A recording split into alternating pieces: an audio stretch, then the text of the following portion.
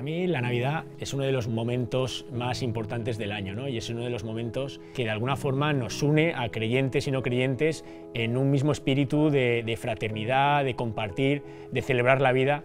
Me encanta la Navidad, estando todos juntos en familia, hacer fotos con mi prima, faltas rocas.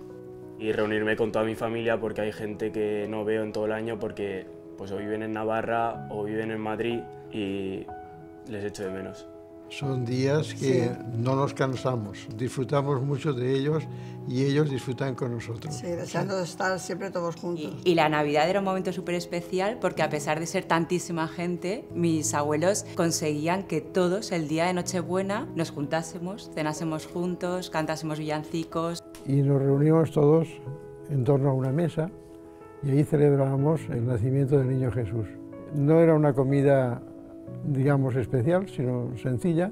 Lo importante era estar todos juntos. El montar el Belén con mi madre, con mi hermana mayor y con mi hermano pequeño. El niño Jesús, ¿no? que estaba ahí en su pesebre, siendo él el protagonista de todo, nos daba la energía y la fuerza y esa explosión de alegría que había en mi casa. Han cambiado, sí. Han cambiado mucho. Antes había pues el celebrar con poquito, pero se hacía mucho. Por eso pues hay gente que la llama vacaciones de invierno o han surgido muchísimos intereses comerciales con respecto a esto. Nosotros en casa intentamos que nuestros hijos y nosotros mismos vivirla con coherencia y esa semilla pues que hemos germinado en el corazón de nuestros hijos esperamos que crezca y que luego ellos lo transmitan también. Pues a mí la Navidad me gustaría que fuera igual que me han enseñado mis padres, a mí me gustaría que fuera colectivo. Para mí es un momento en el que lo importante es que se haga presente a Jesús, ¿no? Tiene que ser el protagonista.